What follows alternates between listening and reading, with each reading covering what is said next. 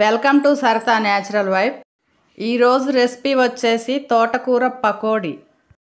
మరి వర్షం పడుతున్నా చల్లటి గాలి వీస్తున్నా కూడా ఏదైనా వేడివేడిగా కమ్మగా కారంగా క్రంచీగా తినాలనిపిస్తుంది. అలాంటి రెసిపీయే ఈరోజు తోటకూర పకోడీ. తోటకూర పకోడీ చేయబోయే ముందు అసలు తోటకూర తినడం వల్ల కలిగే ఆరోగ్య ప్రయోజనాలు ఏంటో తెలుసుకుందాం.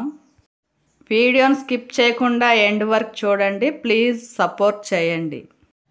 తోటకూర తినడం వలన గుండె సమస్యలు రాకుండా చేస్తుంది, అధిక బరువుని అదుపులో ఉంచుతుంది, రోగ నిరోధక శక్తిని పెంచుతుంది, రక్తహీనత నుండి బయటపడవచ్చు, షుగర్ జబ్బులు ఉన్నవారు కూడా నిరభ్యంతరంగా తినొచ్చు, కంటి సమస్యలను కూడా తొలగిస్తుంది, ఎముకలు గుల్లబారకుండా రక్షిస్తుంది, హైపర్ టెన్షన్ నుంచి కూడా కంట్రోల్ చేస్తుంది. తోటకూర ఏ ఆకుకూరలో కూడా లేని ఫైబర్ కంటెంట్ అనేది ఈ తోటకూరలో ఉంటుంది.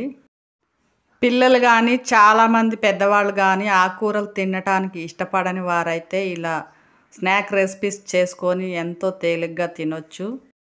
తోటకూర పకోడీ చేయాలంటే లేత తోటకూర అయితేనే చాలా టేస్టీగా ఉంటుంది. ఇలా కాడల్ని కూడా లేత కాడలు అయితే వేసుకోవచ్చు. కాడల్లోనే ఎక్కువ బెనిఫిట్స్ కూడా ఉంటాయి. మన మినీ గార్డెన్లో కట్ చేసిన తోటకూర ముందే ఇవన్నీ ప్రిపేర్ చేసుకోవాలి. సన్నగా కట్ చేసి పెట్టుకున్న తోటకూర, సన్నగా కట్ చేసి పెట్టుకున్న ఉల్లిపాయ ముక్కలు, కట్ చేసి పెట్టుకున్న పచ్చిమిర్చి, కరివేపాకు 2 రెమ్మలు, టేస్ట్కి తగినంత ఉప్పు, టేస్ట్కి తగినంత సోడా ఉప్పు, 1 టేబుల్ స్పూన్ జీలకర్ర, ఫ్రెష్గా జింజర్ గార్లిక్ పేస్ట్, ఇవన్నీ ప్రిపేర్గా రెడీగా ఉంచుకోవాలి ముందే. ఇప్పుడు ఒక బౌల్ తీసుకొని శుభ్రంగా కడిగి పెట్టి సన్నగా తరిగి పెట్టుకున్న తోటకూరని వేసుకోవాలి. లేత కాడలు కూడా వేసుకోవచ్చు. చాలా టేస్టీగా డీప్ ఫ్రై అవుతాయి, చాలా బాగుంటాయి. సన్నగా కట్ చేసి పెట్టుకున్న ఉల్లిపాయ ముక్కలు, సన్నగా కట్ చేసి పెట్టుకున్న పచ్చిమిర్చి ముక్కలు,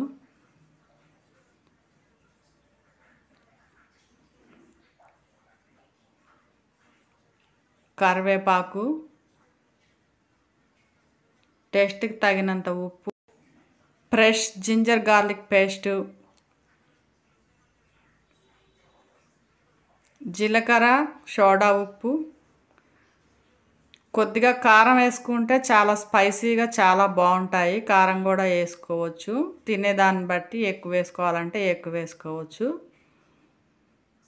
ఇలా బాగా కలపాలి. అందులో వాటర్ రిలీజ్ అయ్యే వరకు ఇంగ్రీడియంట్స్లో కలపాలి. ఒక 2 టేబుల్ స్పూన్లు ఆయిల్ కూడా వేసుకొని కలుపుకుంటే చాలా టేస్టీగా ఉంటుంది.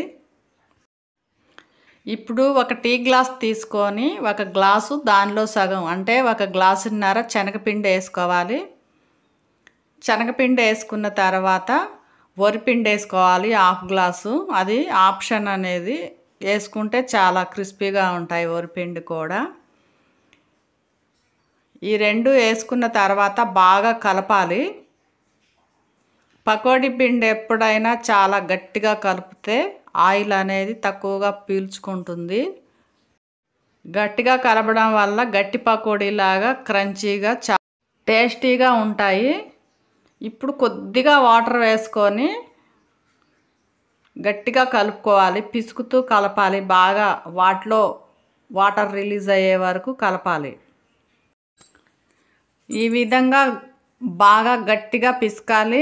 అందులో వాటర్ ఫామ్ అయ్యే వరకు ఉల్లిపాయ ముక్కలు, తోటకూర ఇవన్నీ వాటర్ ఫామ్ అయ్యే వరకు గట్టిగా పిసికి గట్టిగా కలిపి పెట్టుకోవాలి పిండిని.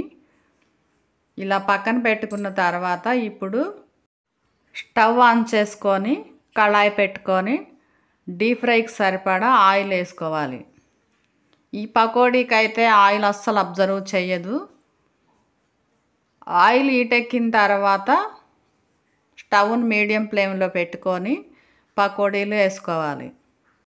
ఇలా మొత్తం వేసుకున్న తర్వాత 1 నిమిషం పాటు కదిలించకుండా ఉండి ఆ తర్వాత కొద్దిగా కాలిన తర్వాత రెండో వైపు తిరగేసుకుంటూ ఉండాలి.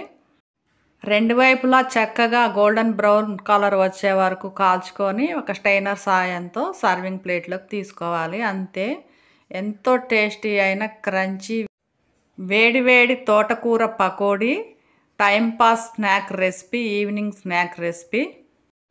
ఆకుకూర అంటే ఇష్టం లేని పిల్లలకు కూడా వాళ్ళకి తెలియకుండానే ఇలా క్రిస్పీగా, క్రంచీగా, వేడిగా స్నాక్స్ చేసి పెట్టడం ద్వారా చాలా హెల్తీ బెనిఫిట్స్ అనేవి వస్తుంటాయి వాళ్ళకు కూడా. చూసారు కదా, ఆయిల్ అనేది ఎక్కువ అబ్జర్వ్ చేయలేదు. ఎన్ని పకోడీలు చేసినా కూడా ఎంతో టేస్టీ అయిన తోటకూర పకోడీ. వీడియో మీకు నచ్చిందో లేదో కామెంట్ చేయండి. Thank you for watching.